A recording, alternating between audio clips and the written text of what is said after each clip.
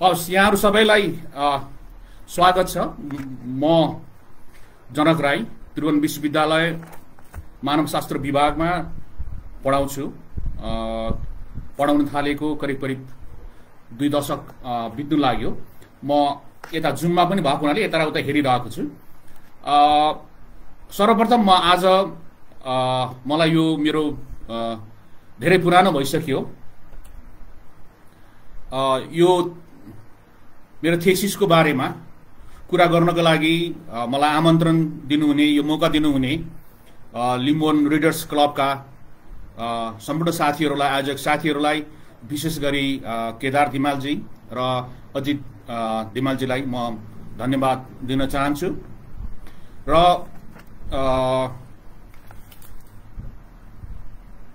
त्यस्तै गरेर आजको यस कार्यक्रमको लागि प्राविधिक सहयोग गरिदिनु हुने लागि र अन्य लजिस्टिक सहयोगको लागि पनि म लिम्बोन रिडर्स क्लबको साथीहरूलाई धन्यवाद दिन चाहन्छु। हुन्छ, म अब मेरो आजको मेरो थेसिसको बारेमा केही कुराहरू गर्न गइरहेको छु। अब मेरो थेसिसको शीर्षक यहाँ बाँडिएको प्याम्पलेटमा पनि छ। यसको शीर्षक मैले activism as a moral practice, culture politics, place making and indigenous movement in Nepal भनेर राखेको छु। अब यो थेसिसको बारेमा कुरा गर्नुभन्दा अगाडि मैले यो थेसिस किन धिमालमा नै लेखेँ र कहिले लेखेँ त्यसको पृष्ठभूमि अलिकति बताइसकेपछि यो थेसिसमा मैले यो थेसिसको मेरो मुख्य भनाइहरू के छन्, मुख्य मेरो आर्गुमेन्टहरू के छन् भन्ने कुराहरू छलफल गर्न सजिलो होला। र यहाँहरूलाई खालि मैले जानकारीको लागि मात्रै मेरो थेसिस सार्वजनिक रूपमा उपलब्ध छ। मेरो थेसिसको टाइटल यहाँहरूले गुगलमा टाइप गर्नुभयो भने डाउनलोड गरेर पढ्न सक्नुहुन्छ। र मूल रूपले मैले यो थेसिस मानवशास्त्रमा पिएचडी गर्ने क्रममा अमेरिकाको विश्वविद्यालय युनिभर्सिटी अफ मिचिगनमा पिएचडी गर्ने क्रममा मैले त्यसको लागि यो पिएचडीको लागि तयार गरिएको यो शोधपत्र हो। र करिब सन् 2007 देखिमा मैले यो फिल्डवर्क सुरु गरेको। र अब यो मैले धिमालमै काम कसरी गरेँ भन्ने सन्दर्भमा रमाइलो किस्सा के हो भने मलाई वास्तवमा म उता अमेरिकामा गएर पढिराख्दाखेरि मैले धिमाल साथीहरूसँग मेरो अन्तर्क्रिया भएको थिएन। म धिमाल गाउँहरूमा त्यसरी डुलेको पनि थिइनँ। तर के भन्दाखेरि मेरो भाइ पनि मानवशास्त्री हुनुहुन्छ अनि उहाँले मेरो अलिकति म आदिवासीमा काम गर्ने भनिसकेपछि अलिकति भूमिको बारेमा काम गर्ने, भूमि र आदिवासीको सम्बन्धको बारेमा काम गर्ने भन्दाखेरि अनि मेरो भाइले चाहिँ मलाई धिमालहरू हुनुहुन्छ, उहाँहरूको संस्था एकदमै राम्रो छ, उहाँहरूको सङ्गठनको हिसाबले राम्रो छ र उहाँले भर्खरै नयाँ एउटा उहाँहरूको पुरानो पुर्खौली थलो लेटाङमा चाहिँ राजा रानीमा पत्ता लगाउनु भएको छ, त्यहाँ वर्षेनी पूजा गर्छ भनेर उहाँले सुनाइसकेपछि अनि म चाहिँ मैले अब भनौँ न धिमालहरूसँग पहिले अन्तर्क्रिया नगरे पनि धिमालहरूमै काम गर्ने भनेर एउटा खालको प्रस्ताव लेखेर यसरी काम गर्छु होला भनेर नेपाल तपाईँको 2007मा आए। अब मैले यो समयलाई यहाँ अलिकति ख्याल गरिदिनु होला। यो 2007 साल 2007 भनेको त्यति बेला नेपालमा तपाईँको सङ्घीयताको लागि अब भन शान्ति सम्झौता भइसकेको थियो र त्यति बेला तपाईँको पहिलो संविधान सभाको चुनाव हुन लागेको थियो र त्यो समयमा चाहिँ एकदमै आदिवासी आन्दोलनले एउटा उचाइ लिइरहेको अवस्था थियो आफ्नो भूमिको लागि। आफ्नो तपाईँको त्यति बेला तपाईँको के भन्दाखेरि मूल रूपले राज्यको पूर्ण संरचना तपाईँको पहिचान र तपाईँको भूगोलको इतिहासको आधारमा हुनुपर्छ भनेर त्यो खालको आन्दोलनहरू एकदमै उत्कृष्ट आन्दोलनहरू चर्किरहेको त्यो बेलामा म तपाईँको नेपालमा अब काम गर्न आएँ। र आइसकेपछि अनि मैले त्यसपछि म तपाईँको अनि धिमालहरूसँग अब काम गर्ने भनेर अब काठमाडौँमा एक प्रकारको आन्दोलन थियो अनि म तपाईँको अनि मोरङमा गएँ। र यसरी जाने क्रममा गइसकेपछि अनि मैले तपाईँको उहाँहरूसँग बस्दै गरेर काम गर्दै गइसकेपछि अनि मैले वास्तवमा के अनुसन्धान गर्नुपर्ने होला भनेर बिस्तारै मेरो तपाईँको मैले यो कुराहरूमा बढी हेर्नुपर्छ होला भनेर पनि मलाई तपाईँको क्लियर हुँदै आएको हो। त्यसले गर्दाखेरि मैले सुरुमै मैले यो कुराहरू हेर्छु भनेर तपाईँको प्रस्ताव लिएर आउनुभन्दा पनि यहाँ आइसकेपछि यहाँ त्यति बेला भएका राजनैतिक घटनाक्रमहरू र त्यो बेलामा धिमालहरूले मैले त्यति बेला काम गर्दाखेरि 2007 देखि सन् 2009 सम्म तपाईँको 9 सम्म मैले फिल्ड अनुसन्धान विभिन्न समयमा गर्दाखेरि उहाँहरूले जसरी त्यो घटनाक्रमहरूमा सहभागी हुनुभएको थियो त्यसले मेरो तपाईँको यो थेसिसको ओरिएन्टेसनलाई मैले थेसिसमा लेख्नु खोजेको विषयवस्तुहरूलाई चाहिँ प्रभाव पारिएको छ र त्यो परिवेश चाहिँ महत्त्वपूर्ण छ। र अब म मेरो थेसिसमा के छ भनेर जानुभन्दा अगाडि म एकपल्ट सम्पूर्ण धिमाल साथीहरूलाई, धिमाल अग्रजहरूलाई जसले मलाई यो मेरो अनुसन्धान सहयोग गर्नको लागि धेरै ठुलो मद्दत गर्नु भएको छ। मद्दत मात्रै होइन, हामी मानवशास्त्रमा के भन्छौँ भने हामीले उत्पादन गरेको कुनै पनि ज्ञान भनेको चाहिँ त्यो हाम्रो मात्रै योगदान नभएर हामीले अध्ययन गर्ने समुदायहरूको पनि उत्तिकै महत्त्वपूर्ण हुन्छ। यसको अर्थ के भने मैले यहाँ जे कुरा लेख्न सकेको छु त्यो केवल मेरो पीएचडी को ज्ञान अथवा मैले पढेर मात्रै नभएर यो यसमा यदि कुनै ज्ञान छ भने त्यो ज्ञान उत्पादनमा धिमाल साथीहरूले, धिमाल म जससँग कुरा गरेँ धिमाल समुदायले पनि मलाई उहाँहरूको भूमिका पनि उत्तिकै महत्त्वपूर्ण छ। त्यसले गर्दाखेरि मेरो दौरानमा मलाई धेरै धिमालहरूले सहयोग गर्नुभएको छ। अहिले यहाँ मैले नाम लिएर समय मैले त्यतातिर म गइनँ, तर धिमाल जाति विकास केन्द्रका त्यति बेलाका सम्पूर्ण पदाधिकारीहरू, त्यति बेलाका मेरो मित्रहरू अहिले पनि साथीहरू हुनुहुन्छ, हाम्रो केदारजी, तपाईँको अजितजी, अरू साथीहरू हुनुहुन्छ होइन, उहाँहरूदेखि लिएर सम्पूर्ण तपाईँको म कारीकोशीमा तपाईँको धेरै लामो समय बसेँ। जिमदार त्यो गाउँका सम्पूर्ण धिमाल परिवारहरू र अनि सबैलाई चाहिँ म एकपल्ट फेरि मेरो आफ्नो कृतज्ञता ज्ञापन गर्न चाहन्छु र उहाँहरूलाई म स्मरण गर्न चाहन्छु, उहाँहरूको योगदानलाई स्मरण गर्न चाहन्छु। त्यस्तै गरेर यो लेख्ने क्रममा मलाई सहयोग गर्ने मेरो सम्पूर्ण साथीहरू र मेरो मूल रूपले मेरो उता अमेरिकाको युनिभर्सिटीको रिसर्च मेरो शोध निर्देशक समूहका सम्पूर्ण गुरुआमाहरूलाई पनि म एकपल्ट उहाँहरूलाई पनि टिचर्सहरूलाई पनि म स्मरण गरेँ। अब यो यसमा के छ त, अब मैले यसमा भनौँ न यसमा मैले चाहिँ के कुराहरूमा जोड दिन खोजेको छु भन्ने कुराहरूलाई भन्नुभन्दा अगाडि चाहिँ त्यो प्रश्नहरू म कहाँ कसरी आए त, किन ती प्रश्नहरू मैले गरेँ भनेर पनि गर्नु आवश्यक छ होला। जब जब यहाँ तपाईँको नेपालमा आइसकेपछि, काठमाडौँमा आइसकेको र तपाईँको मोरहमा गइसकेपछि 2-3वटा कुराहरू मैले तपाईँको अवलोकन गरेँ जुन मेरो लागि महत्त्वपूर्ण थियो। पहिलो कुरा धिमालहरूको आन्दोलन त्यति बेला तपाईँको मैले भने नेपालमा जनजाति महासङ्घदेखि अरू थुप्रै राजनीतिक पार्टीहरूको भातृ सङ्गठनको रूपमा काम एकदमै तपाईँको एकदम उत्कर्षमा पुगिरहेको आन्दोलनको बेलामा म जब तपाईँको धिमालहरूसँग अन्तर्क्रिया गर्दाखेरि उहाँहरू पनि तपाईँको त्यो खालको राष्ट्रिय आन्दोलनमा धिमालहरू पनि एकदमै सक्रिय रूपमा लाग्नु भएको थियो। पहिलो कुरा उहाँहरू इक्वली लागिराख्नु भएको थियो। पहिलो कुरा भनौँ न तपाईँको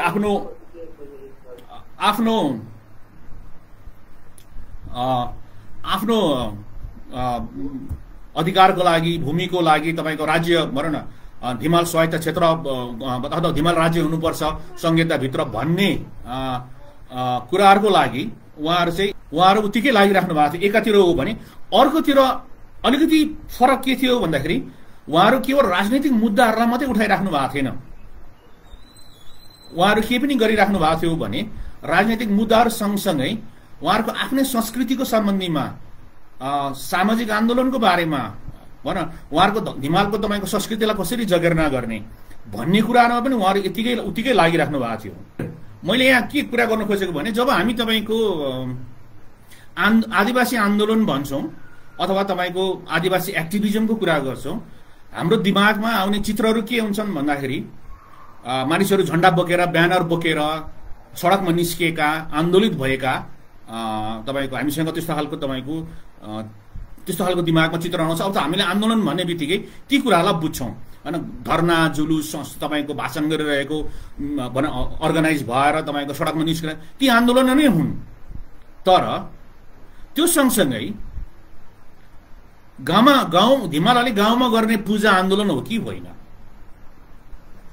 त्यस्तै गरेर धिमालहरूले बिहा गर्ने बेलामा उहाँहरूले बिहा गर्नेमा यसरी बिहा गर्नुपर्छ, हामीले हाम्रो तपाईँको परम्परागत लुगा लगाउनुपर्छ, पोसाक लगाउनुपर्छ, अथवा तपाईँले चाहिँ हामीले चाहिँ हिन्दू पुरोहितहरू हिन्दूकरण बिहा गर्नु हुँदैन, हामीले चाहिँ हाम्रै संस्कार अनुसार गर्नुपर्छ भनेर नियम बनाउँछन्, सामाजिक नियम बनाउँछन्। त्यो नियमलाई लागू गराउनको लागि समुदाय लाग्छन्, तपाईँको जाति संस्था लाग्छन् भने त्यो आन्दोलन हो कि होइन अब भन्ने यहाँ दुईटा कुरा आयो। एउटा आयो तपाईँको एउटा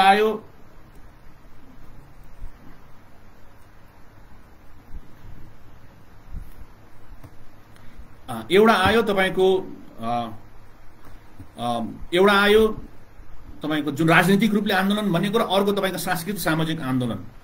यो दुईटा कुरालाई अब यो दुईटा पक्षलाई कसरी हेर्ने भन्दाखेरि मैले के देखेँ भन्दाखेरि धिमालहरुकोमा उहाँहरू तपाईको राजनीतिक आन्दोलन पनि यतिकै तपाईको सक्रिय हुनुहुन्छ, सक्रिय भइराख्नु भएको त्यो समयमा, र अर्को उहाँहरूको समाजमा त्यतिबेला उहाँहरूको व्यावहारिक समस्याहरू सांस्कृतिक रूपले तपाईको जुन हिन्दूकरण भएको छ त्यसलाई तपाईको सुधार गर्नुपर्छ, तपाईको हाम्रो तपाईको परम्परागत हाम्रो तपाईको रीतिरिवाजहरूलाई तपाईको जगर्ना गर्नुपर्छ, त्यसलाई तपाईको पूर्ण जागरण गर्नुपर्छ भन्ने उहाँहरूको तपाईको जोड।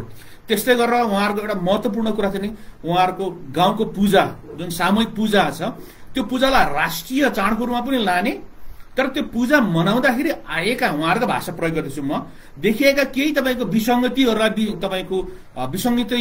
जस्तै तपाईँको धेरै खर्च हुने यी कुराहरूलाई सुधार पनि गर्नुपर्छ भनेर एकदम उहाँहरू लागिराख्नु भएको थियो भनेपछि, अनि त्यसपछि मैले यो दुईटाको बीचमा तारतम्य के छ, के गर्न सकिन्छ त भन्ने हिसाबले मेरो अध्ययनमा मेरो तपाईँको यो अनुसन्धानको एउटा महत्त्वपूर्ण कुरा के हो भन्दाखेरि कसरी आदिवासी एक्टिभिजम भित्र यो खालको सांस्कृतिक राजनीति भन्छु म, कल्चरल पोलिटिक्स भन्छु, जस्तै तपाईँको पूजाआजाका कुराहरू, रिचुअल्सका कुराहरू, बिहाको कुराहरू, भाषाका कुराहरू, तपाईँ यी कुराहरू पनि आन्दोलनको एउटा तपाईँको अकाठीय इन्टिग्रेटेड कम्पोनेन्टको रूपमा यसलाई मान्नुपर्छ।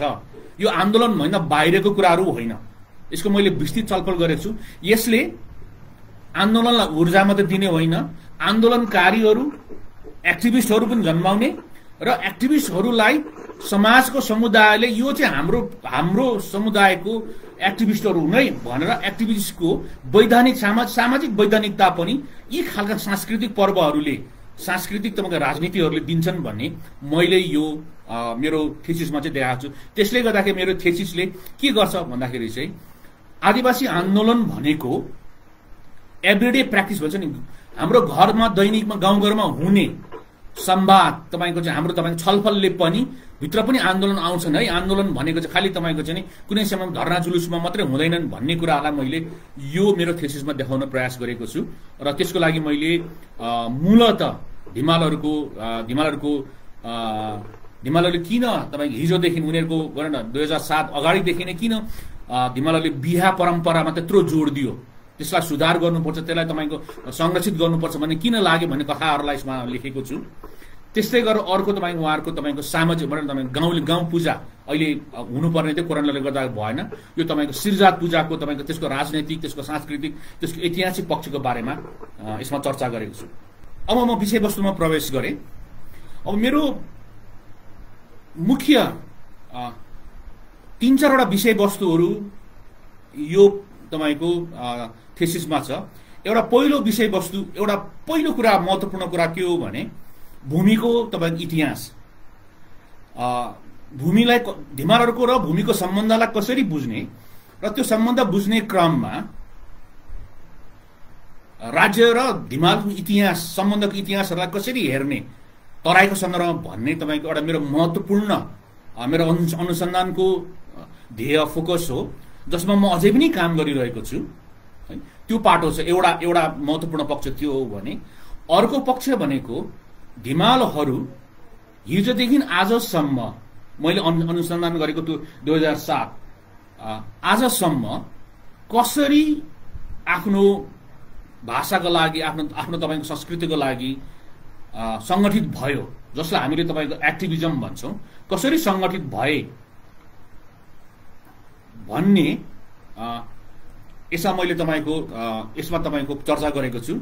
र त्यो कसरी तपाईँको आन्दोलित भयो, कसरी तपाईँको अगाडि भन्ने कुरामा पुस्तान्तरण कसरी भयो, एउटा महत्त्वपूर्ण पक्ष के छ भने आदिवासी आन्दोलन अथवा एक्टिभिजमको पुस्तान्तरण कसरी हुँदो रहेछ। पुस्तान्तरण भनेको चाहिँ उदाहरणको लागि जति बेला मैले तपाईँको फिल्डवर्क गर्दै थिएँ त्यति बेला जाति विकास संस्थामा सिनियर बाबैहरू हुनुहुन्थ्यो। हाम्रो अजितजी, हाम्रो हाम्रो तपाईँको केदारजीहरू चाहिँ उहाँहरू युवा सदस्य भएर बाहिर हुनुहुन्थ्यो। अहिले तपाईँको हाम्रो केदारजी तपाईँको नेतृत्व तहमा नेतृत्व लिएर बस्नु भएको छ भनेपछि मैले अनुसन्धान गर्ने यो बुझ्ने तपाईँ 10 वर्षको पिरियडमा चाहिँ अब तपाईँको युवाहरू चाहिँ जाति संस्थामा जाति विकास संस्थाको त्यो तपाईँको केन्द्रीय तपाईँको स्तरको नेताको रूपमा तपाईँको भएको छ। त्यो पुस्तान्तरण भयो। यो पुस्तान्तरण हिजोदेखि धिमालमा भइरहेछ भने कसरी तपाईँको आदिवासी एक्टिभिजम चाहिँ केले धकेल्दो रहेछ त, के हुँदो रहेछ भने यो प्रश्न महत्त्वपूर्ण छ। यसको सैद्धान्तिक प्रश्न, यसको आयाम र यसले तपाईँको साउथ एसियामा जसरी तपाईँको आदिवासी आन्दोलनलाई एक्टिभिस्टहरूको बारेमा चर्चा गरिन्छ त्यसमा धिमालहरूको यो तपाईँको उदाहरणले एउटा नयाँ दृष्टिकोणहरू दिन्छन्। म पछि चर्चा गर्नेछु, यहाँहरूले म यो कुरामा पछि फर्किनेछु। मैले खालि के भन्दाखेरि यो धिमालहरूको एक्टिभिजम भनेको धिमालको लागि मात्र नभएर यसले म स्कलर भएको यसले आदिवासी लिटरेचरमा के कुरा थप्छ भन्ने कुरा पनि म यहाँहरूसँग पछि सेयर गर्नेछु। मैले दोस्रो कुरा गरेँ, दोस्रो तपाईँको एक्टिभिजम कसरी भयो र त्यो कसरी पुस्तान्तरण भयो भन्ने कुरा मैले तेस्रो कुराहरू गरेँ। चौथो कुरा अघि मैले अलिकति तपाईँहरूलाई यहीँ गरेँ भने कल्चरल पोलिटिक्स के हो त, अथवा किन धिमालहरूले आफ्नो आन्दोलन एक्टिभिजममा चाहिँ सांस्कृतिक पक्षलाई यति धेरै महत्त्वपूर्ण दिएको छ भन्ने कुरा मैले दुईवटा कुराहरूलाई, त्यसमा तपाईँको उहाँहरूको गाउँ पूजा र उहाँहरूको बिहे बारीमा हुने तपाईँको सुधार र त्यसमा भएका तपाईँको त्यसमा हुने तपाईँको कन्फ्लिक्टको कुराहरूलाई मैले यसमा तपाईँको राखेको छु। त्यो तपाईँको त्यो र धिमालहरूको सङ्गठन, धिमालहरूले कसरी सङ्गठित हुन्छन् भन्ने कुरासँगलाई मैले तपाईँको यसमा राखेको छु। र अर्को चौथो अलिकति तपाईँको यो तपाईँको पछिल्लो त्यति बेला भइरहेको जुन तपाईँको आदिवासीहरूको सङ्घर्ष थियो, राज्य पूर्ण संरचना, त्यो संरचना सँगसँगै आएको कुरा के भन्दाखेरि त्यति बेला अब के गर्यो भन्दाखेरि आदिवासीहरूको तपाईँको भौगोलिक भूगोल र इतिहास सम्बन्धीको चेत चाहिँ एकदमै बढी थियो। सबैले आफ्नो इतिहासको बारेमा कुरा गरेको थियो। हाम्रो तपाईँको भूगोल कुन हो त्यसको आधारमा राज्य माग्ने, त्यसको आधारमा स्वायत्तता माग्ने तपाईँको कामहरू भइरहेको थियो। त्यो हामी सबैलाई थाहा छ। त्यो क्रममा मोरङको तपाईँको लेटाङ नजिकै भएको राजारानी चाहिँ तपाईँको धिमालहरूले तपाईँको हाम्रो यो पुर्खौली थलो हो, हाम्रो पुर्खाहरू त्यहाँबाट आएको भन्ने कुरा थाहा पाइसकेपछि उहाँहरू तपाईँको त्यो वर्षेनी पूजाहरू गर्नु जानुहुन्थ्यो। त्यो पूजालाई मैले तपाईँको 3 वर्षसम्म मैले तपाईँको अवलोकन गरेँ। त्यो अवलोकन गर्ने क्रममा मैले के देखेँ भने त्यो पूजा गर्ने क्रममा कसरी बिस्तारी त्यो पूजा गर्ने दौरानमै धिमालहरूले कसरी त्यो भूमिमा वास्तवमा आफ्नो इतिहासहरू लेखे। सो यहाँ सैद्धान्तिक यहाँ तपाईँको एउटा नयाँ कन्सेप्ट मैले अवधारणा के छ भने भूमिमा इतिहास लेख्नु भनेको के हो त, मान्छेले कसरी लेख्दो रहेछ त। भूमिमा इतिहास पनि हुन्छ तर कहिलेकाहीँ त्यो इतिहास बिर्सिन्छौँ हामी, अनि फेरि त्यसलाई हामी तपाईँको भूमिमाथि फेरि तपाईँको इतिहास लेख्छौँ भन्दाखेरि कसरी पूजा अनुष्ठान गर्दाखेरि त्यहाँ गएर धिमालहरू तपाईँको 1 रात 2 रात बसेर तपाईँको सम्पूर्ण गाउँको धिमालहरू भेला भइसकेपछि यो त हाम्रो पुर्खाले यहाँ यसो गरेको रहेछ भनेर थाहा पाएर कसरी त्यो ठाउँमा फेरि हिजोको भुलेको इतिहासलाई फेरि तपाईँको हुन्छ नि त्यहाँ बसेर कुरा गरेर पुनर्लेखन गर्छन्। त्यो लेखन भनेको त्यहाँ गएर कुरा गरेर पूजा गरेर चाहिँ अनि यो ठाउँ भनेको यस्तो हो, यो ठाउँ भनेको यस्तो हो भनेर त्यो ठाउँको कथाहरूलाई, बिर्सेको कथाहरूलाई फेरि त्यो ठाउँमा छोड्ने कामहरू गर्नुहुन्छ। यसरी यसलाई मैले प्लेस मेकिङ भनेको यहाँनिर हो। अघि मैले मेरो टाइटलको प्लेस मेकिङ भनेको चाहिँ के हो? प्लेस भनेको ठाउँ भनेको के हो त? स्थान भनेको के हो? प्लेस अङ्ग्रेजीमा प्लेस भन्छ, यसलाई हामीले तपाईँको नेपालीमा ठाउँ स्थान भनौँ।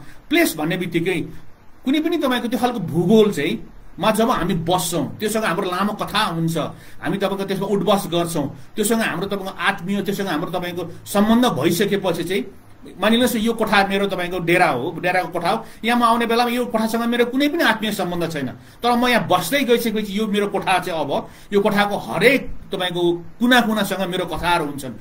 यसमा मैले मेरो आफ्नो तपाईँको मेहनत परेको छ, मेरो आफ्नो तपाईँको यसमा तपाईँको भावनात्मक सम्बन्ध छ भनेपछि यो कोठा चाहिँ अब प्लेस भयो। त्यसरी नै त्यसले गर्दाखेरि अनि अनि विशिष्ट अवसरमा हामी के गर्छौँ भने तपाईँको चाहिँ पर्टिकुलरली आदिवासी आन्दोलनमा के हुन्छ भन्दाखेरि आदिवासीको लागि चाहिँ आफ्नो भूमि र त्यो भूमिसँगको तपाईँको पहिचान धर्म संस्कृतिको महत्त्वपूर्ण एकदमै महत्त्वपूर्ण भएको हुनाले हाम्रो लागि प्लेस मेकिङ यो खालको भूगोलको निर्माण गर्ने सांस्कृतिक भूगोलको निर्माण गर्ने चाहिँ आदिवासी आन्दोलनको लागि आदिवासीहरूको लागि चाहिँ महत्त्वपूर्ण भएको हुनाले कसरी हिमालहरूले चाहिँ यो खालको भूगोलको निर्माण गर्दछ त सांस्कृतिक भूगोलको निर्माण गर्दछ भन्ने मेरो तपाईँको अध्ययनको एउटा महत्त्वपूर्ण पाटो त्यो पनि छ र तपाईँहरूले त्यो कुराहरू चाहिँ पढ्न सक्नुहुन्छ र यसको बारेमा मैले केही प्रकाशन पनि अरू प्रकाशन पनि गरिसकेको छु र अहिले पनि म यसैमा पनि अझै पनि म थप काम गरिरहेको छु। अब यति भनिसकेपछि म अलिकति अब यहाँ चार्टमा के छ कि मेसेज भनेर ओके अब म अलिकति दुईटा म अब अहिले धेरै सबै कुराहरू मैले अहिले यहाँहरूसँग सेयर गर्नु समयको अभाव होला, त्यसले गर्दाखेरि म अलिकति हिमालहरूको इतिहासको र भूमिको कुरा गर्दाखेरि मैले कसरी गरेको छु यसमा यो मेरो थेसिसमा भन्ने कुरामा अलिकति म जान चाहन्छु।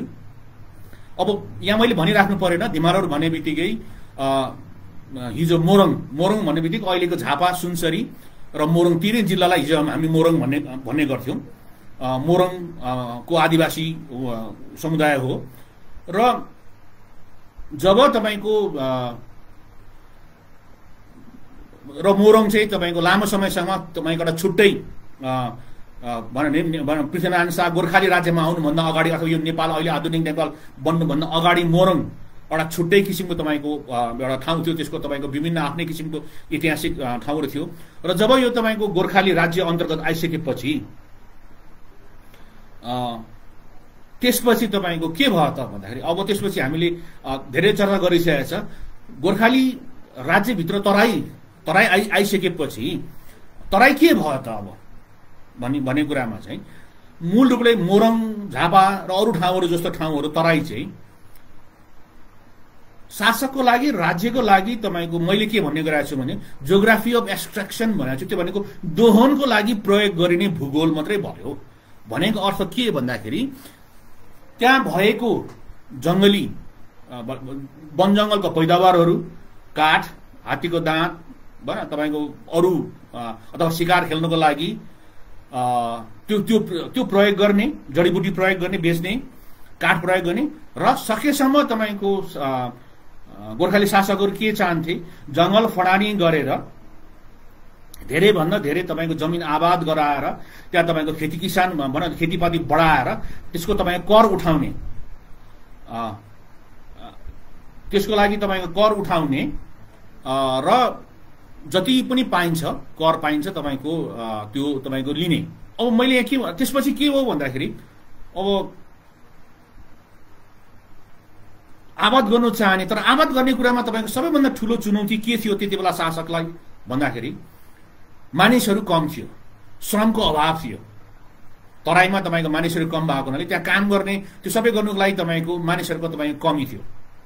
त्यो सँगसँगै किन भन्दाखेरि तराईमा भएको त्यति बेला भएको तराईको तपाईँको बाक्लो जङ्गल, त्यसमाथि तपाईँको एकदम औलो लाग्ने, तपाईँको हैजा लाग्ने, तपाईँको बाघ भालु यो खालको जनावरले गर्दाखेरि पहाड र अन्य ठाउँबाट तपाईँको तराईमा तपाईँको मधेसमा मानिसहरू आउन चाहँदैन थियो। भनेपछि एकातिर शासकको इच्छा के थियो, तराईलाई तपाईँको तराईको स्रोत तपाईँको जुन सकेसम्म बढीभन्दा बढी प्रयोग गर्नु भन्ने थियो। तर त्यसको लागि चाहिने तपाईँको जनशक्ति काम गर्ने जनशक्ति नभए, त्यसलाई काम गराउने मान्छे नभइसकेपछि त्यसको प्रेसर, त्यसको तपाईँको दबाव चाहिँ त्यहाँ भइरहेको औलो खपेर बस्नु सक्ने आदिवासीमा पर्न गए हैन। त्यो गर्ने क्रममा तपाईँको थारू जस्तो ठुलो समुदायहरू त तपाईँको राज्यले देख्ने भए प्रत्यक्ष रूपमा, उनीहरूलाई तपाईँको चाहिँ अब राज्यले जिम्मेदार बनाउने कुराहरू गरे होइन। अब यहाँनिर महत्त्वपूर्ण एकदमै मैले बारम्बार मैले मेरो अनुसन्धानको फाइन्डिङ्सबाट मैले के आर्गु गरिरहेको छु भने हिमालहरूले नै उहाँले नै मलाई यसको कुरा भन्दाखेरि हिमालहरू चाहिँ हिमालहरूको पुर्खा चाहिँ लामो समयसम्म उहाँहरूको जनसङ्ख्या पनि अलिकति थोरै भएको हुनाले लामो समयसम्म उहाँहरू चाहिँ खेतीपाती नगरिकन बस्ने समुदायहरू हुन् है। थारूहरूको लामो इतिहास एग्रिकल्चरको, तर हिमालहरूको लामो इतिहास होइन। उहाँहरू चाहिँ मूलत तपाईको चुरेको तपाईको जंगलको किनारको छेउमा शिकार खेल्ने माछा मार्ने होइन र थोरै बहुत तपाईको खेतीपाती गर्ने किनभने खेतीपाती गर्नुको अर्थै थिएन तपाईले त्यो बेलामा तपाईको खेतीपाती गर्नु भनेको चाहिँ उम्रिँदैन पनि थियो उम्रे पनि तपाईको बाघ भालु अथवा जनावर जंगल चराचुरुङ्गीले खान्थे अनि त्यसले गर्दाखेरि चाहिँ खेतीपाती भन्दा पनि अरू खालका तपाईको कुराहरू गरेर जस्तै हुनसक्छ कपास तपाईको उत्पादन गर्ने त्यो तपाईको चाहिँ भन्नु त्यसलाई तपाईको साटासाट गर्ने अथवा यो खालको विनिमय गर्ने तर मूल रूपले उहाँहरू भनेको चाहिँ थोरै खेती गर्ने र तपाईको अरू भनेको तपाईको यो खालको तपाईको भन्न गैर कृषि पद्धतिमै तपाईको लामो समय बस्ने खालको तपाईको समुदाय हो अर्को कारण के थियो भन्दाखेरि तराईमा त्यति बेला तपाईको एकदमै तपाईको औलो हैजा हुने त्यसले गर्दाखेरि मान्छेहरू धेरै मर्ने हैन त्यसले गर्दाखेरि एकै ठाउँमा बसिराख्नु नसक्ने उहाँहरू चाहिँ तपाईको यी सबै कारणले गर्दाखेरि चाहिँ गाउँलेहरू चाहिँ तपाईको गाउँ उहाँहरूको ग्राम भनौँ न उहाँहरू चाहिँ एक ठाउँदेखि अर्को ठाउँमा तपाईको पटक पटक सरिराख्नु पर्ने हुनाले उहाँहरू तपाईको त्यसरी तपाईको पर्मानेन्टली तपाईको बसिराख्नु भयो भने उहाँहरूको पुर्खा त्यसरी बस्नुहुन्न थियो यो यसको कारण के भन्दाखेरि यसको एउटा मुख्य कारण चाहिँ तराईमा भएको तपाईको त्यति बेलाको वातावरणीय तपाईको पर्यावरणीय थियो एउटा कारण अर्को कारण राज्य आफै थियो अर्को कारण राज्य आफै थियो भनेको कारण के भन्दाखेरि त्यो बेलामा राज्यले तपाईको मानिसहरूलाई जबरजस्ती तपाईको खेत आबाद गर्नु लाउने हैन नगर्दाखेरि तपाईको कुट्ने पिट्ने हैन तपाईको दण्ड दिने अथवा तपाईको जबरजस्ती तपाईको जमिन लिएर राख्यो भने पनि कर तिर्न गाह्रो अनि तपाईको जिम्मेदारले तपाईको धेरै दुःख दिने यसले गर्दाखेरि सकेसम्म तपाई यो खालको टाउको दुखाउनु भन्दा खेतीपाती नगर्नु जमिन आफ्नो तपाईको जमिनको स्वामित्व नलिनु नै स्वाधीनताको लागि तपाईको उहाँहरूको तपाईको स्वतन्त्रताको लागि चाहिँ तपाईको सहयोगी थियो त्यो अर्थले गर्दाखेरि लामो समयसम्म धिमालहरूले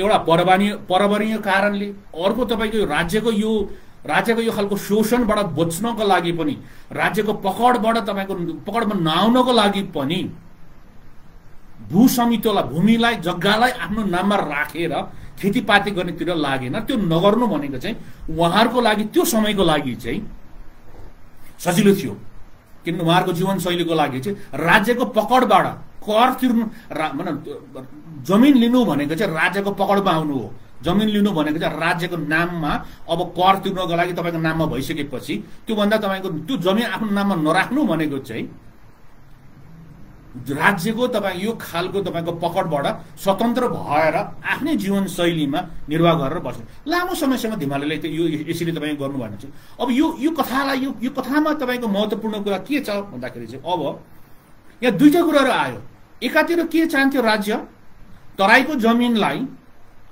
निजी बनाएर हराइकर बनाएर अरूलाई कमाउन दिन चाहन्थ्यो किनभने राज्य राजा भनेको चाहिँ भूपति थियो भूमिको पति थियो अनि यता तपाईको धिमालहरू के थियो भन्दाखेरि धिमालहरूको लागि तपाईको भूमि भनेको जमिन भनेको चाहिँ उहाँहरू भोनाई भन्नुहुन्छ भोनाई भनेको चाहिँ भोनाई भनेको प्रयोग गर्ने हो त्यसलाई सम्मान गर्ने हो त्यसलाई आफ्नो बनाउने होइन भन्ने उहाँहरूको मोरल इकोनोमी थियो त्यो अहिले पनि तपाईले पाउनुहुन्छ उहाँहरूले जुन प्रकारको पूजाहरू गर्नुहुन्छ भनेपछि यहाँ तपाईको दुईटा तपाईको बीचमा राज्यले जमिनलाई हेर्ने दृष्टिकोण र धिमालले तपाईको जमिनलाई हेर्ने दृष्टिकोणमा चाहिँ तपाईको तालमेल फरक थियो हैन र एकातिर त्यो थियो भने अर्कोतिर अब बिस्तारै तपाईको राज्यले तपाईको जिम्मेदारी प्रथा लगाए अरू कारणले गर्दाखेरि तपाईको दबाब पर्न थाले धिमालहरूलाई पनि तपाईको अब तपाईको धिमालहरू पनि बिस्तारै अब तपाईको चाहिँ प्रशासनबाट तपाईँ भाग्न नसक्ने स्थिति भइसकेपछि केही धिमालका तपाईको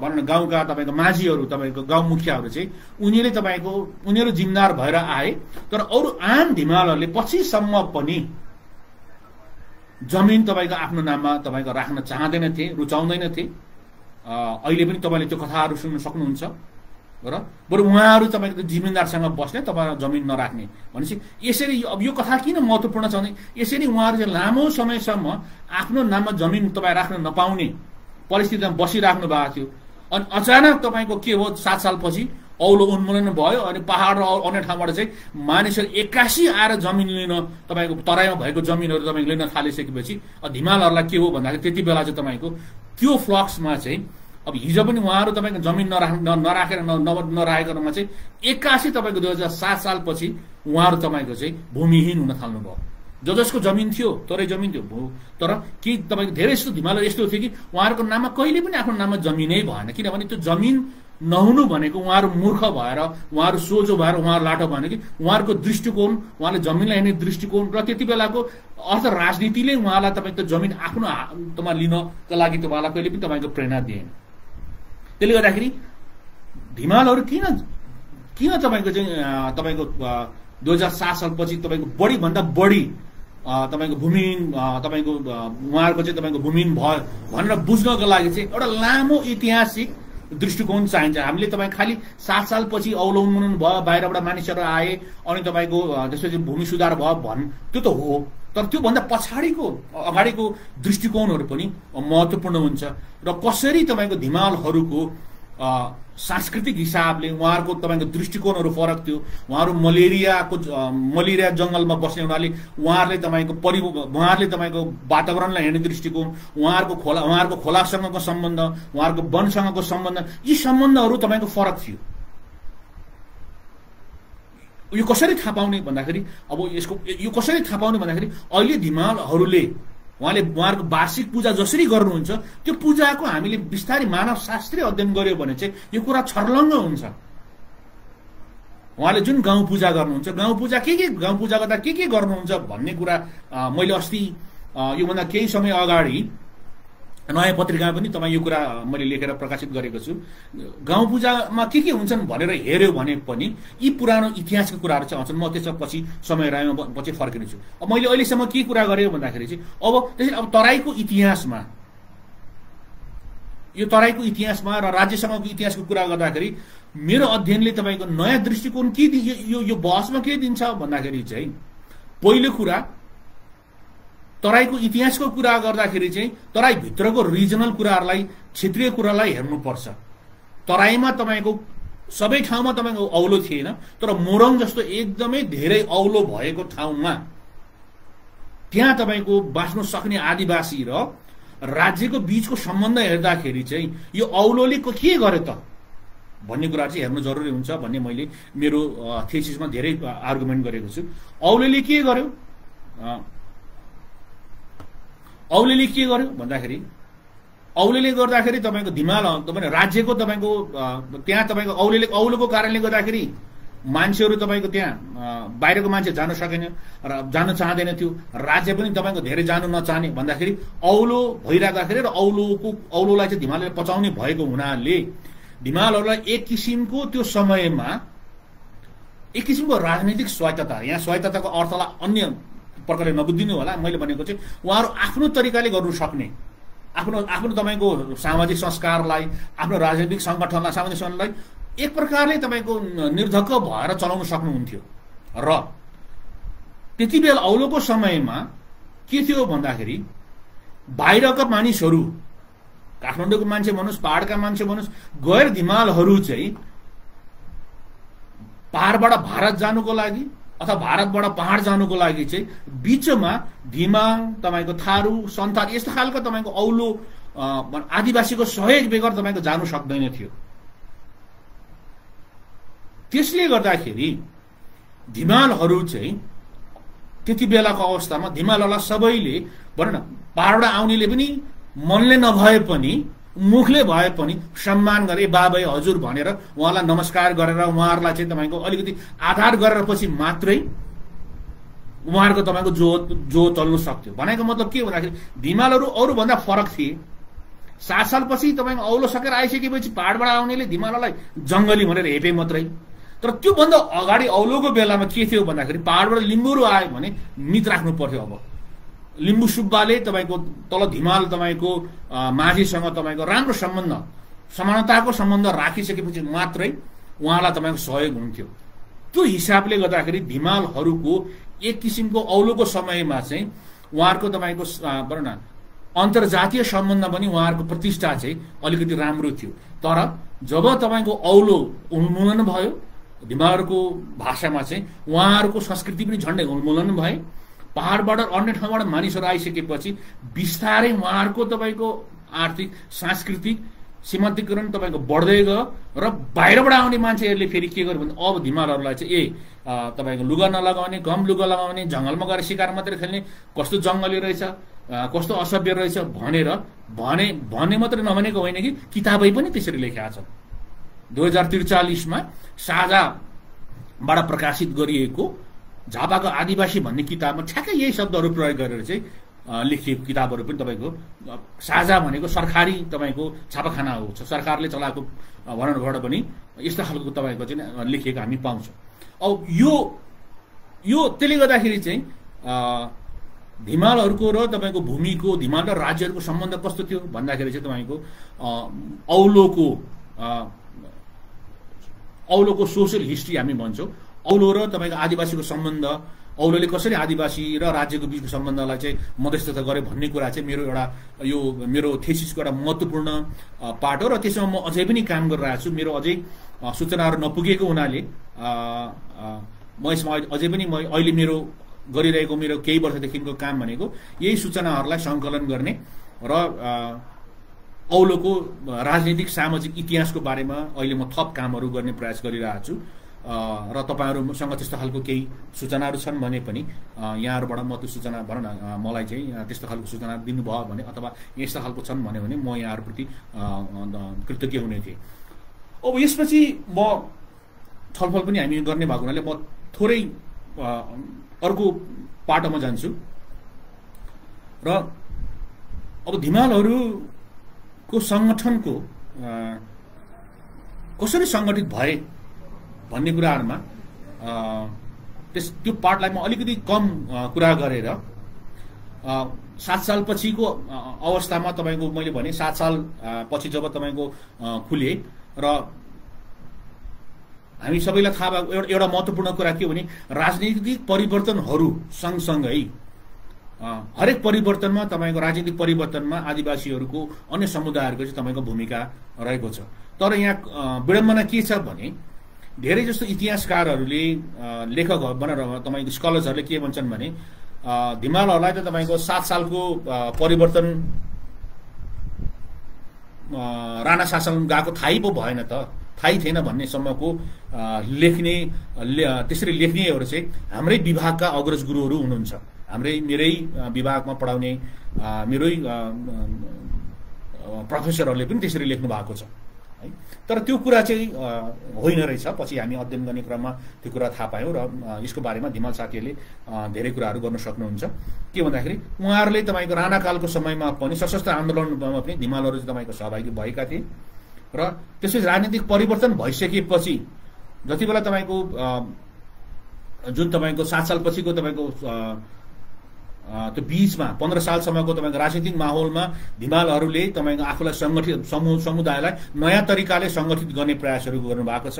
त्यति बेलाको चुनावमा भनिन्छ धिमाल र तपाईँको लिम्बोरको बीचमा चाहिँ धेरै पटक तपाईँको चुम्लोङ बसेर एक किसिमको राजनीतिक तपाईँको एलायन्सहरू बनाउने प्रयासहरू भएको ओरल भनौँ तपाईँको ओरल हिस्ट्रीहरू यो विभिन्न क्रमले गर्दाखेरि 2000 मूलतः तपाईँको 1970 को दशकपछि र 80 को दशकमा जब धिमाल भनौँ न पूर्वमा भएको तपाईँको वामपन्थी आन्दोलनमा अनि त्यसपछि त्यो क्रममा धिमालहरूको तपाईँको राजनीतिक सहभागी भइसकेपछि पञ्चायतकालमै तपाईँको धिमालहरू बिस्तारै युवाहरूले चाहिँ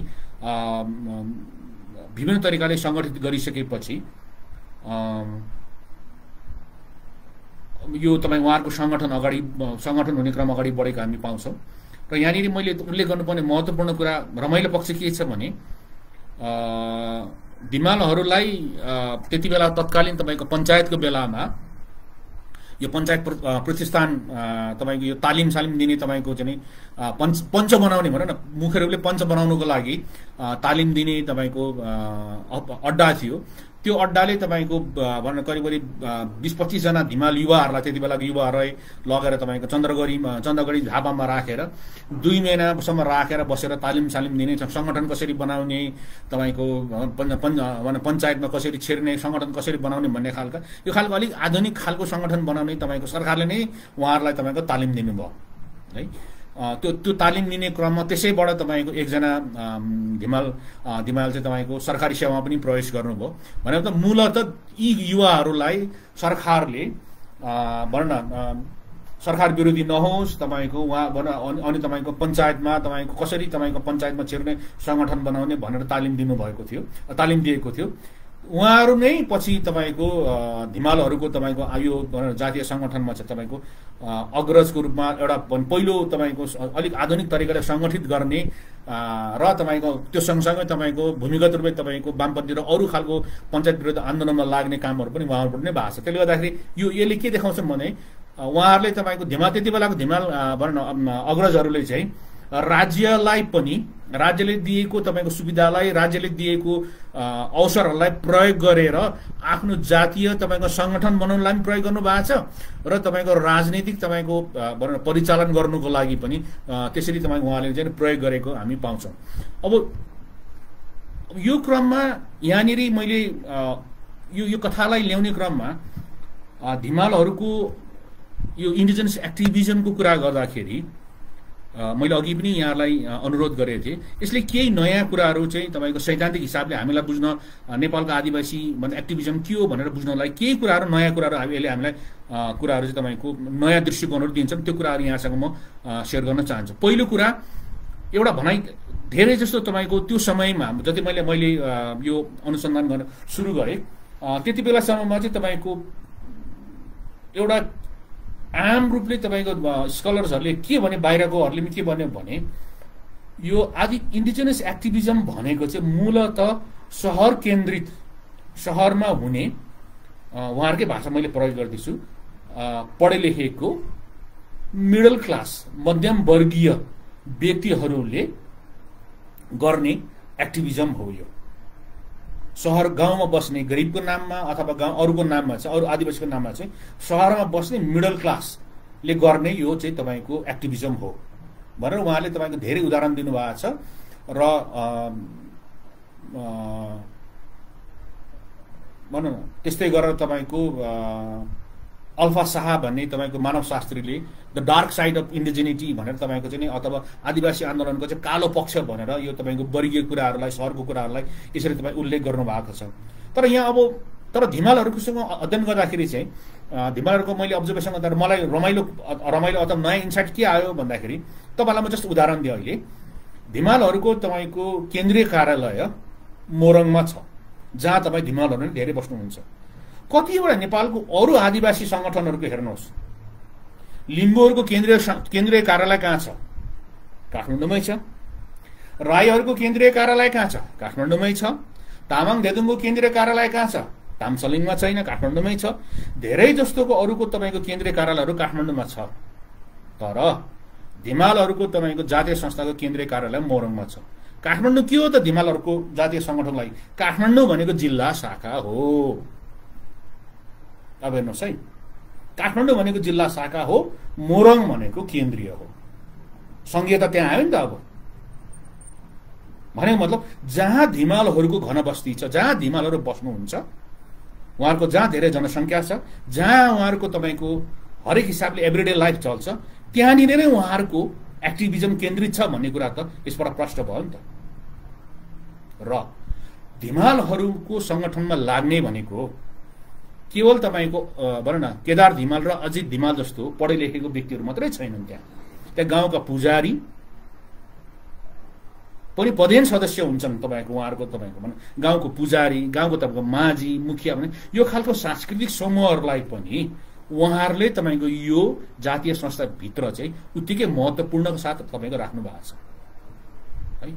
र धिमालहरूको तपाईँको गाउँको तपाईँको जुन टोली बन्छ, टोल समिति बन्छ, त्यो टोल समिति तपाईँको सरकारले बनाएको वार्डमा बन्दैन। त्यो समिति कहाँबाट बन्छ भन्दाखेरि उहाँहरूको परम्परागत रूपले गाउँ छ, त्यो भनेको के हो? उहाँहरूको गाउँ भनेको चाहिँ धिमालहरूको आफ्नो तपाईँको गाउँ भनेको जहाँ उहाँहरूको ग्राम थान हुन्छ, त्यो थानले तपाईँको गाउँ बनाउँछ, त्यो चाहिँ उहाँहरूको तपाईँको गाउँ हो। भनेपछि उहाँहरूले बनाउने गाउँ समिति आफै पनि उहाँहरूको सांस्कृतिक परिभाषाभित्रको छ हैन।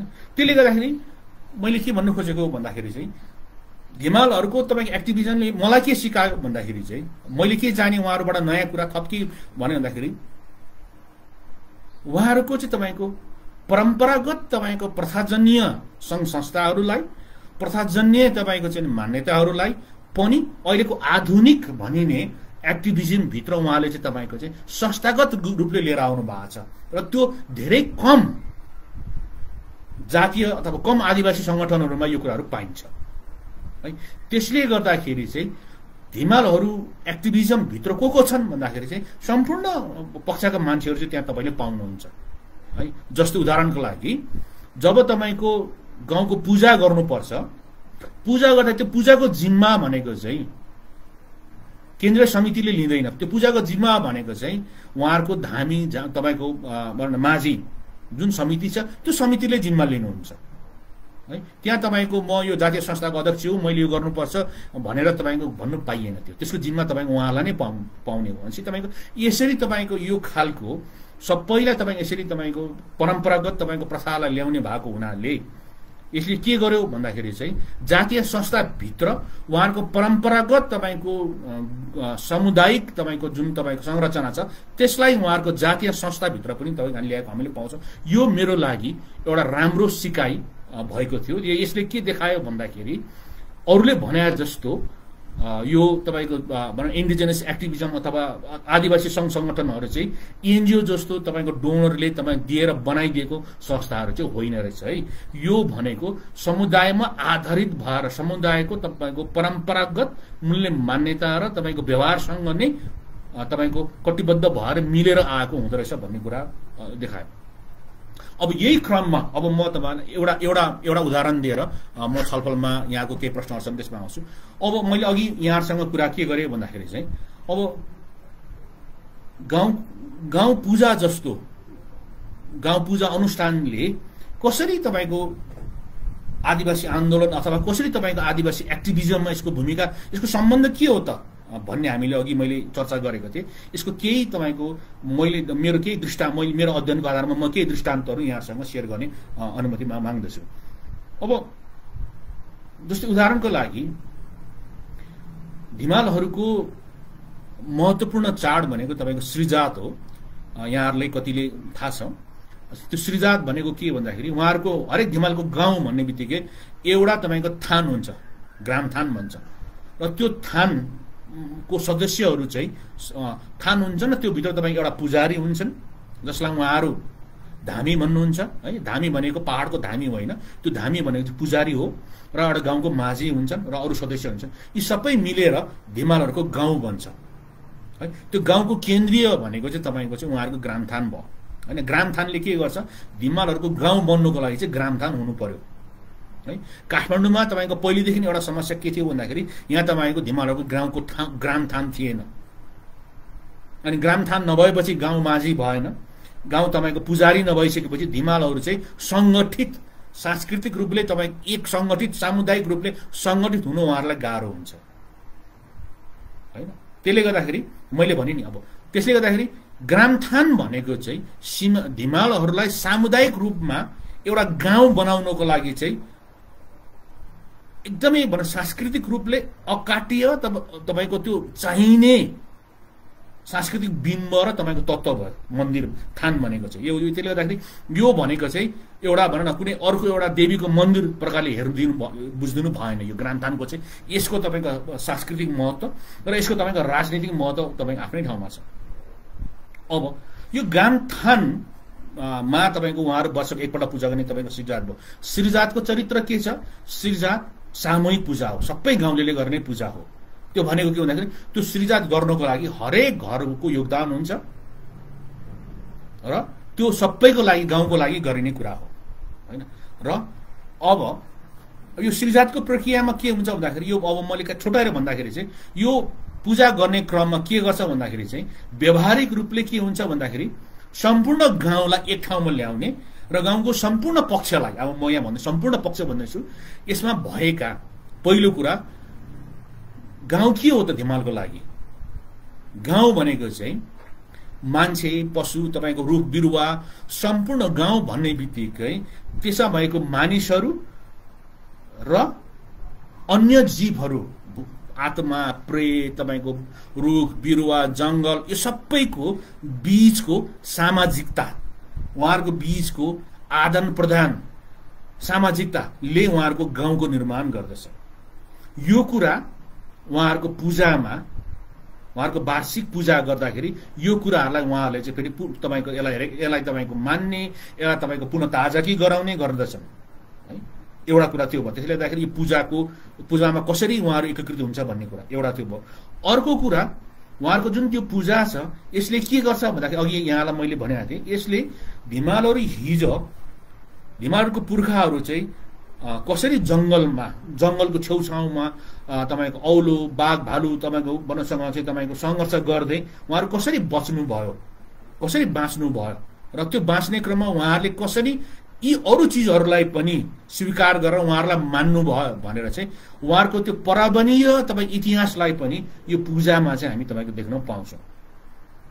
उदाहरणको लागि यो पूजा गर्दाखेरि उहाँहरूको ग्रामथानको छेउमा तपाईँको खालि हिमालको देवताहरूलाई मात्रै उहाँले तपाईँको पूजा नगरेर उहाँले तपाईँको हात्ती घोडालाई पूजा गर्नुहुन्छ, उहाँले तपाईँको चाहिँ चराचुरुङ्गीहरूलाई तपाईँको पूजा गर्नुहुन्छ होइन। चराचुरुङ्गीलाई पूजा गर्दाखेरि के गर्नुहुन्छ भन्दाखेरि अब तपाईँको हामीले अन्न रोप्ने बेला भयौँ होइन, हाम्रो तपाईँको अन्नहरू फल्छन्, त्यसले गर्दाखेरि हाम्रो अन्नहरू पाक्दाखेरि चाहिँ तिमीहरूलाई त खानु पर्यो तर नखाइदेऊ, आज हामी तिमीहरूलाई हामी चढाउँछौँ, अन्नहरू चढाउँछौँ, दिन्छौँ होइन, र आज खाइदेऊ अन्नहरू, र जब हाम्रो धान, हाम्रो तपाईँको गहुँ, हाम्रो मकै पाक्छ त्यति बेला नखाइदेऊ भनेर चाहिँ चराचुरुङ्गी अरू किरा फट्याङ्ग्रालाई हेर्नुहोस् है फकाउने हो, मार्ने होइन।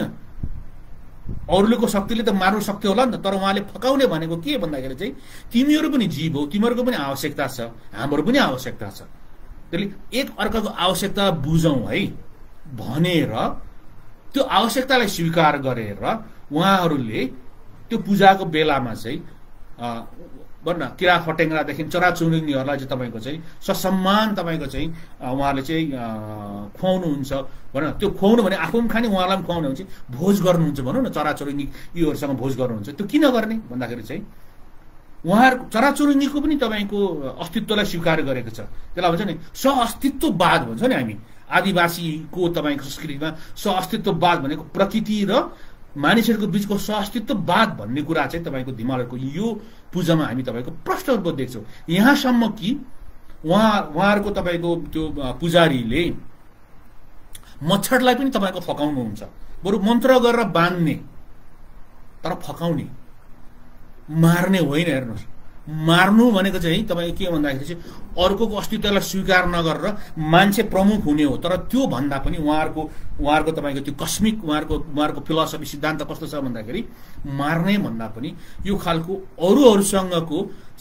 अरूसँगको र मान्छेको सामाजिकतालाई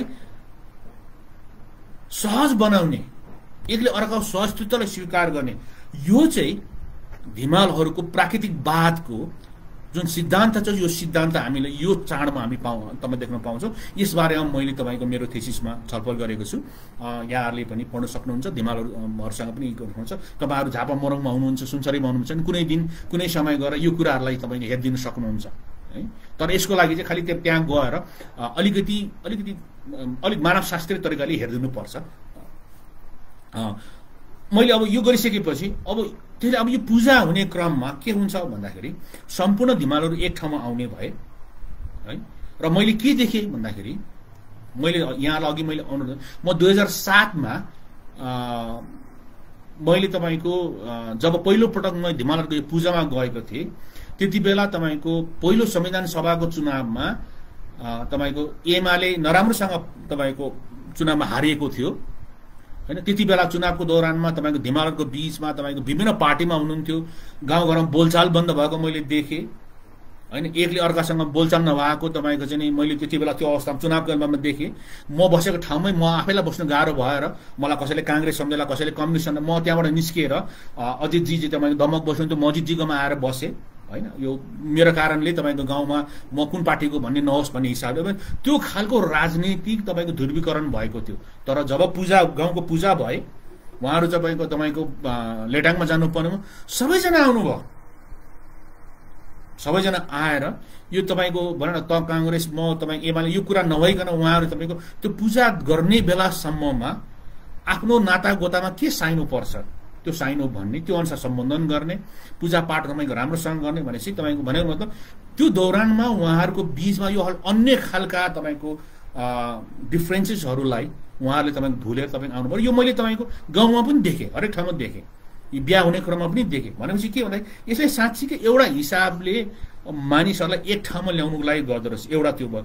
अर्को कुरा के हुन्छ, यो पूजा गर्ने क्रममा हरेक व्यक्तिहरूको हरेक तपाईँको तब्काहरूलाई तपाईँको यो पूजाको क्रममा चाहिँ तपाईँको चाहिँ स्वीकार गरिन्छ। धामीलाई स्वीकार गरिन्छ, माझीलाई पनि देउता भनेर पूजा गरिन्छ, धामीलाई देउता भनेर पूजा गरिन्छ, अरू समुदायलाई अरूलाई पनि पूजा गरिन्छ, यो हिसाबले गरिन्छ भने अर्को यो त्यसपछि के हुन्छ, यो पूजा भइसकेपछि अनि तपाईँको धिमालहरूको तपाईँको उहाँहरूको भोज भतेर सुरु हुन्छ, तपाईँको आफन्तको बिचमा आउने, तपाईँको गाउने भनेपछि तपाईँको यो लामो प्रकारले चाहिँ यो खालको सोसियालिटीको कुरा हुन्छ।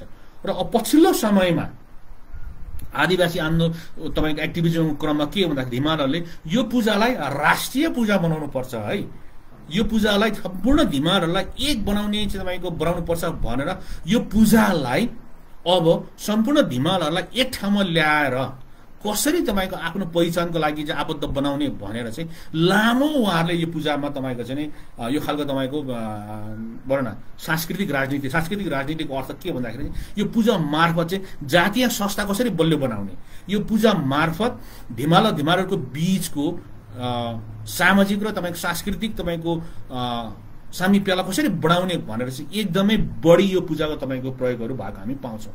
र यो खालि धिमालहरूको मात्र नभएर अरूका पनि तपाईँको हामीले भएको पाउँछौँ। तर यहाँ महत्त्वपूर्ण कुरा के छ भने धिमालहरूको यो तपाईँको चाड चाहिँ हरेक गाउँ मनाउने र तपाईँको सिङ्गो गाउँ मिलेर फेरि एक ठाउँमा मनाउने हुनाले यसरी तपाईँको गाउँ र राष्ट्र भनेर तपाईँको उहाँले यसलाई तपाईँको प्रयोग गरिराख्नु भएको छ। र यो सँगसँगै यो चाड सँगसँगै यो चाडले तपाईँको चाहिँ अरू खालको तपाईँको उहाँहरूको भनौँ न चाड सँगसँगै तपाईँको राजनीतिक सभा गर्ने, तपाईँको चाहिँ अरू खालको कार्यक्रमहरू गर्नेहरू भइरहेको हामी यसमा देख्छौँ होइन। त्यसले गर्दाखेरि पनि र अघि मैले सुरुमा यही ठ्याक्कै यही धिमालले यो गाउँ पूजालाई जब तपाईँको लेटाङमा राजारानीमा तपाईँको नयाँ उहाँहरूको चाहिँ पुरानो तपाईँको ठाउँ पत्ता लाग्यो, ठ्याक्कै उहाँले यो पूजालाई त्यहाँबाट सुरु गरिदिनु भयो होइन। त्यो गर्ने बित्तिकै अब त्यो राजारानीमा तपाईँको धिमालहरू जाँदाखेरि चाहिँ यो पूजाको अवसरमा जाँदाखेरि त्यो अर्कै खालको अनुभव हुने भयो त्यहाँ होइन। र त्यसले गर्दाखेरि त्यहाँ चाहिँ यो पूजाको दौरानमा सम्पूर्ण गाउँबाट आइसकेपछि यो ठाउँ के रहेछ त, यहाँ हाम्रो पुर्खाहरू के गरेको रहेछ, के रहेछ भनेर उहाँहरू कुराकानी बसेर छलफल गर्दा गर्दै धेरै तपाईँको इतिहासका रिपोर्टहरू चाहिँ तपाईँको आउन थाले। त्यो मैले तपाईँको देखेँ 3 पटक जाँदाखेरि चाहिँ हरेक पटक नयाँ तपाईँको ऐतिहासिक तपाईँको सूचनाहरू उहाँ आफैले छलफल गरेर निकाल्नु भयो होइन। र त्यहाँ आउँदाखेरि उहाँलाई थाहा भयो यो ठाउँमा हाम्रो तपाईँको यो चाहिँ तपाईँको धोबिनी बुढीको ठाउँ रहेछ, यो ठाउँमा यस्तो भएको रहेछ भनेर पूजामा आउने मानिसहरूले तपाईँको बिस्तारै नयाँ इतिहासको बारेमा उहाँलाई थाहा पाउनु भयो। भनेपछि अब हिजो जुन ठाउँको इतिहास चाहिँ उहाँहरूको एउटा समयमा भुलिसक्नु भएको थियो, यो पूजा मार्फत फेरि त्यो ठाउँको इतिहासमा फेरि त्यही ठाउँमा कथाहरू मार्फत चाहिँ अब तपाईँ पुनर्स्थापना गर्नुभयो। अनि यसलाई चाहिँ मैले अलिक सैद्धान्तिक हिसाबले भूमिमाथिको तपाईँ इतिहास लेख्ने भनेर भने हो। प्लेस मेकिङको अर्थमा दिइसक्छु। यति मात्र नभएर अनि अब तपाईँको सङ्घीयताको क्रममा चाहिँ तपाईँको धिमालले जब तपाईँको हाम्रो तपाईँको कुन हो त हाम्रो धिमालको सङ्घीय राज्यको तपाईँको सिमाना भन्दाखेरि चाहिँ तपाईँको राजा रानी तपाईँको उहाँले एउटा सिमानाको रूपमा प्रमाणको रूपमा तपाईँको दिनुभयो, यो ठाउँ हाम्रो यस्तो हिजो यस्तो थियो भनेर चाहिँ तपाईँको उहाँ त्यो भन्छ नि। अनि त्यो पूजा सँगसँगै त्यो पूजाबाट तपाईँको भूगोलको तपाईँको भौगोलिक जुन तपाईँले उहाँहरूले भौगोलिक इतिहासहरू तपाईँको सङ्कलन गर्नुभयो, त्यसलाई उहाँले राजनैतिक रूपले पनि तपाईँको प्रयोजन गर्नुभएको थियो। भनेपछि यसरी हामी के देख्छौँ भन्दाखेरि चाहिँ त्यति बेला भएको आदिवासी आन्दोलनले तपाईँको एउटा खालको राष्ट्रिय रूप लिएको थियो, तर त्यो राष्ट्रिय रूपको ठ्याक्कै त्यही चरित्र त्यही नकल गर्ने भन्दा पनि धिमाल एक्टिभिस्टहरूले त्यो राजनीतिक आन्दोलनलाई आफ्नो परिवेशमा कसरी स्थानीयकरण गर्नुभयो त, कसरी स्थानीयकरण त्यो गर्ने क्रममा हाम्रो इतिहास भनेको के हो, हाम्रो राजनैतिक मुद्दा भनेको के हो, हिजो हामी कहाँबाट आएको, हाम्रो पुर्खाहरू के थियो भन्ने कुराहरूको पनि त्यो खालको कथाहरूको त्यो खालको इतिहासको पनि निर्माण गर्दै जानुभयो। त्यसले गर्दाखेरि एकातिर भूगोलको सांस्कृतिक भूगोलको निर्माण गर्नुभयो, त्यो निर्माण हुने क्रममा त्यो भूगोल सँगसँगै उहाँहरूको पहिचान उहाँहरूको इतिहासको निर्माण पनि हुने क्रमहरू भइरहेको थियो हैन। र यसरी मैले अन्तिममा भन्नु पर्दाखेरि चाहिँ अब यसलाई मैले सारांशमा छोटाउनु पर्दाखेरि चाहिँ अब यो सबै कुराहरू गर्दाखेरि अब एउटा बारम्बार एउटा प्रश्न आउने यसो हो भने यसबाट अब हामीले आदिवासी इन्डिजिनस एक्टिभिजमलाई कसरी बुझ्ने त भन्दाखेरि चाहिँ इन्डिजिनस एक्टिभिजमलाई बुझ्दाखेरि हामीले केवल ठुल्ठुलो तपाईको खाकाहरू राखेर काठमाडौँमा जसरी तपाईको हुन्छ त्यो खाकाहरू राखेर हेर्नुभन्दा पनि धिमाल जस्तो समुदायहरूले स्थानीय तहमा विभिन्न तपाईको एक्टरहरूले स्थानीय तहमा कसरी काम गरिरहेको छ र त्यसमा पनि त्यसको सांस्कृतिक पाटो के छ त सबैभन्दा छुट्टै कुरा यहाँनिर हुन्छ जस्तो लाग्छ मलाई। आदिवासी इन्डिजिनस एक्टिभिजमको कुरा बढी फर्मल पोलिटिक्समा जातीय संगठन राजनीतिक भनौँ तपाईको राजनीतिक संगठनहरूले के गरिरहेछन् आन्दोलन के गरे त्यो महत्त्वपूर्ण छ, त्यो हेर्नु हुँदैन, त्यो महत्त्वपूर्ण छैन भनेको होइन। तर हामीले बुझ्नुपर्ने कुरा के हो भन्दाखेरि यस्ता खालका आन्दोलनहरू भनेको चाहिँ पिरियोडिक हुन्छन्, कालिक हुन्छन्, जति बेला आवश्यकता पर्छ अगाडि आउँछन्। जस्तो अहिले तपाईको धेरै अर्थमा तपाईको आन्दोलनहरू तपाईको भइरहेको अवस्था छैन हैन, तर सांस्कृतिक रूपले मानिसहरू सधैँ सक्रिय भइरहेको हुन्छ। धिमालले हरेक वर्ष पूजा गरेर हुन्छ, त्यो पूजामा केही न केही भइरहेको हुन्छ। हरेक तपाईको सिजनमा उहाँहरूको तपाईको गाउँघरमा चाहिँ बिहाबारीको कुरा भइरहेको हुन्छ र बिहाबारी गर्ने भनेको चाहिँ खालि तपाईको बिहा केटा र केटी पक्षको बिहा मात्रै होइन, त्यो बीचमा त्यो बिहा कसरी गराउने, त्यो बिहा गराउनुको लागि कस्ता कस्ता तपाईको रीतिरिवाजहरू गर्नुपर्छन् भनेर धिमालहरू एकदमै बढी मैले अध्ययन गरेको क्षेत्रमा धिमालहरू एकदमै बढी विवाद गर्छन्, छलफल गर्छन्, नियम यस्तो हुनुपर्छ भने छलफल गर्छन्। त्यो छलफल गर्ने क्रममा धिमालका पहिचानका कुरा, धिमालका तपाईँ इतिहासका कुराहरू पनि छलफल हुन्छन्।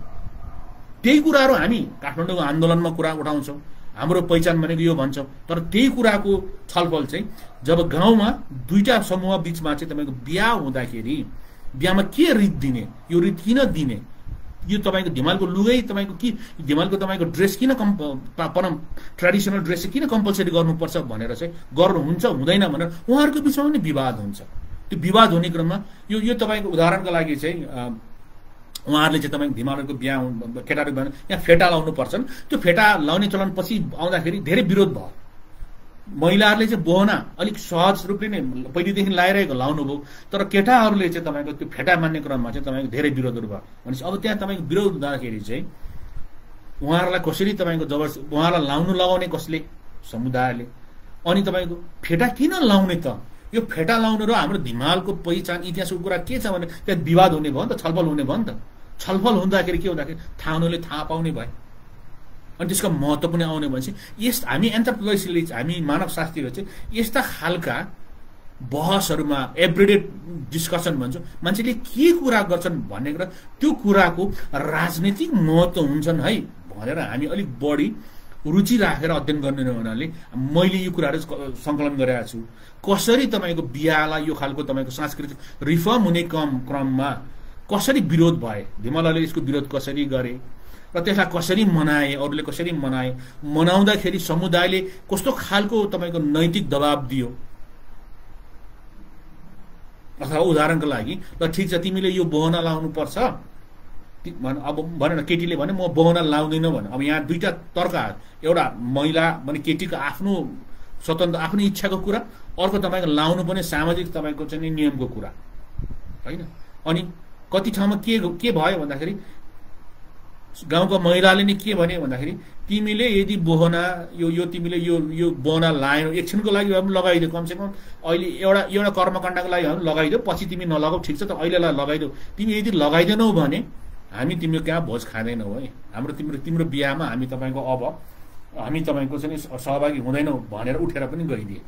भनेपछि अब यहाँ के भन्दाखेरि यो तपाईँको यो कुनै एनजिओले गराएको तपाईँको दबाब होइन, यो राज्यले गराएको, राज्यले यस्तो खालको नियम गर्नै सक्दैन। राज्यले तपाईँ यो खालको नियम बनाए यसको विरोध, तर समुदायले जातीय संस्थाले यो गर्नु सक्दो रहेछ। जातीय संस्थाको त्यो मोरल, त्यो नैतिक शक्ति कहाँबाट आयो त भन्न। सिडिओ कार्यालयले यस्तो खालको नियम बनायो भने धिमालले नमान्नु सक्छ, मान्ने कुरा होइन, बनाउँदैन पनि। तर जातीय संस्थाले बनाउँदाखेरि चाहिँ तपाईँको धिमालका तपाईँको चाहिँ जातीय संस्था सदस्यहरू पनि त्यसमा लाग्छ, अरूले पनि भन्ने त्यो नैतिक त्यो बल कहाँबाट आउँदो रहेछ भन्ने कुरा चाहिँ मेरो विचारमा यो जातीय संस्थाहरूलाई बुझ्नको लागि यो कुरा महत्त्वपूर्ण हुन्छन् होला है। मैले यो कुरालाई किन यहाँ जोडेँ भन्दाखेरि चाहिँ त्यसले गर्दाखेरि मेरो एउटा अध्ययनमा मैले के कुरालाई बढी जोड दिइरहेको छु भने आदिवासी आन्दोलन भन्दाखेरि चाहिँ एक्टिभिजम भन्दाखेरि संयुक्त राष्ट्रसङ्घमा के गरे त्यो बुझ्नु जरुरी छ। काठमाडौँमा तपाईँको चाहिँ विभिन्न तपाईँको राजनीतिक पार्टीहरूलाई विभिन्न मुद्दाहरूमा तपाईँको आदिवासी एक्टिभिस्टहरूले कसरी तपाईँ आन्दोलन गरिरहेछ, कसरी तपाईँको चाहिँ एलायन्स गरिरहेछ भनेर बुझ्नु जरुरी छ। जिल्लाहरूमा के गरे त्यसरी भनेर बुझ्नु जरुरी छ। तर त्यति हुँदाहुँदै पनि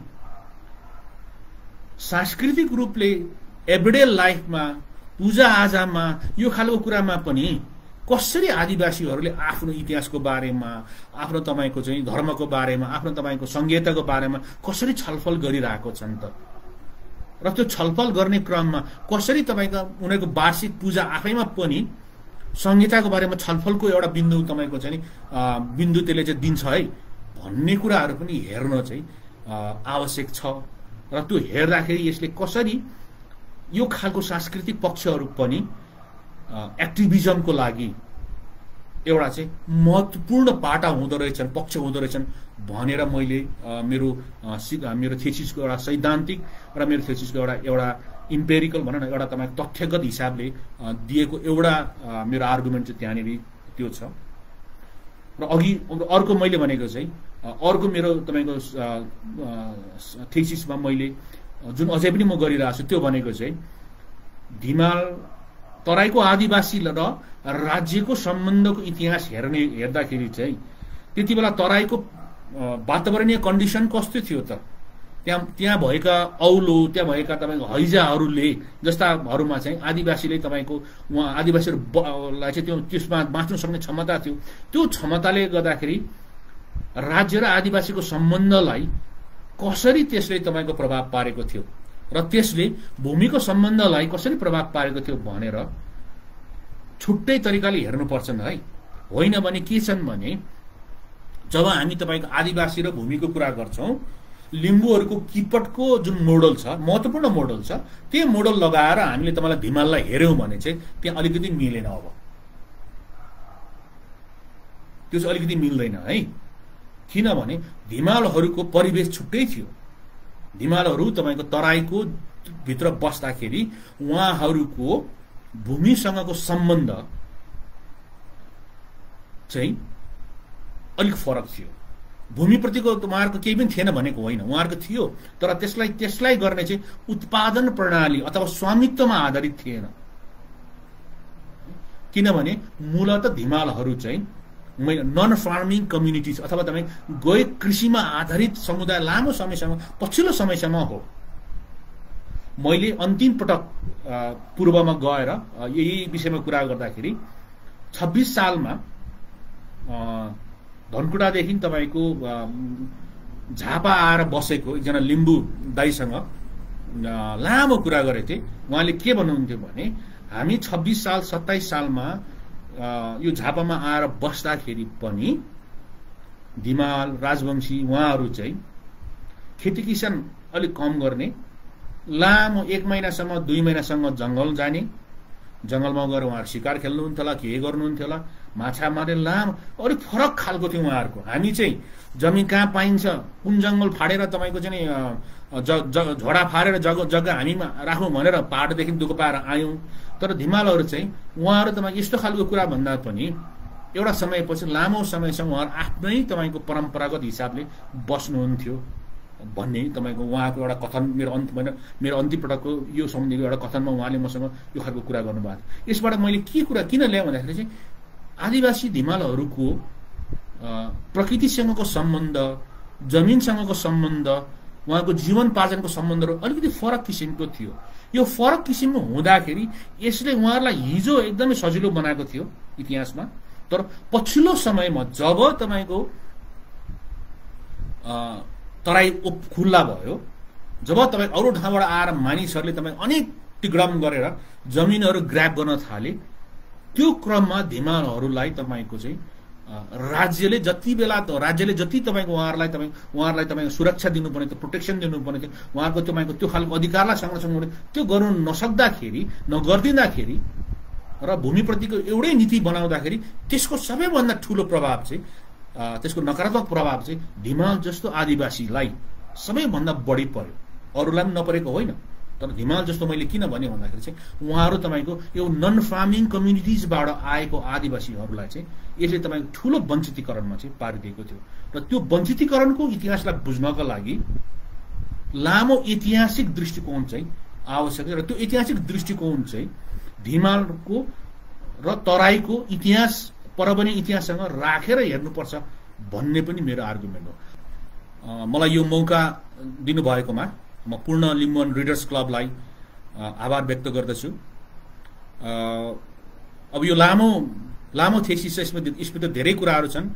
अब धेरै छलफलहरू गर्नु सकिन्थ्यो, तर अब यो लामो समय पनि असम्भव, लामो समय किन राख्ने भनेर। तर यहाँहरूले मेरो थेसिस यदि पढ्न चाहनुहुन्छ भने यो जुन टाइटल छ त्यो टाइटल तपाईँले गुगलमा टाइप गर्नुभयो भने पनि डाउनलोड गर्न सक्नुहुन्छ। र मेरो अन्य यो बाहेकका आर्टिकल्सहरू पनि अनलाइनमा त्यसरी नै उपलब्ध छन्। मैले सार्वजनिक रूपमा राखिदिएको छु, त्यहाँनिर छन्, तपाईँहरूले डाउनलोड गरेर हेर्न सक्नुहुन्छ। र यसमा अझै पनि धेरै काम गर्नु बाँकी छ। यसलाई मैले पुस्तकको रूपमा ल्याउने मेरो सपना छ, तर के भन्दाखेरि अलिकति समय गयो, केही नयाँ कुराहरू यसमा थपौँ भनेर, यसलाई अपडेट गरौँ भनेर मैले चाहिँ यो वास्तवमा अहिले यो जुन लकडाउनको समय थियो, यो समयमा म यति बेला फिल्डमा बसेर धेरै काम गरौँला भनेर त्यो खालको विचार मैले राखेको थिएँ। तर अहिले पनि म धिमालहरूसँग निरन्तर काम गरिरहेको छु। धिमालहरूसँग उहाँसँग सिक्ने, अनुसन्धान गर्ने कामहरू गरिरहेकै छु। यो क्रममा अहिले यहाँ केदारजी, अजितजी, अरू साथीहरू हुनुहुन्छ, हाम्रो बङ्गाईजीहरू हुनुहुन्छ, हाम्रो त्यस्तै गणेश बाबेहरू, उहाँहरूसँग मैले बसेर निरन्तर कुरा गरिरहेको छु। अरू नयाँ साथीहरूसँग पनि मैले कुरा गर्ने प्रयासमा छु।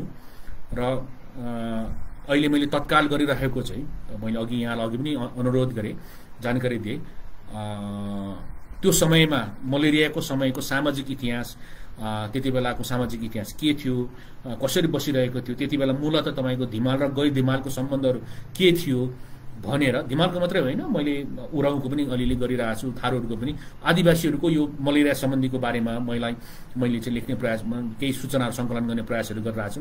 यस्तो खालको केही सूचनाहरू यहाँहरूसँग जानकारी छ, यहाँको गाउँघरमा अथवा यहाँले चिनेको यस्तो खालको कोही व्यक्तित्वहरू हुनुहुन्छ जसले यो बारेमा सूचना छ भने मलाई कृपया मलाई यहाँले त्यो जानकारी गराउनु होला। म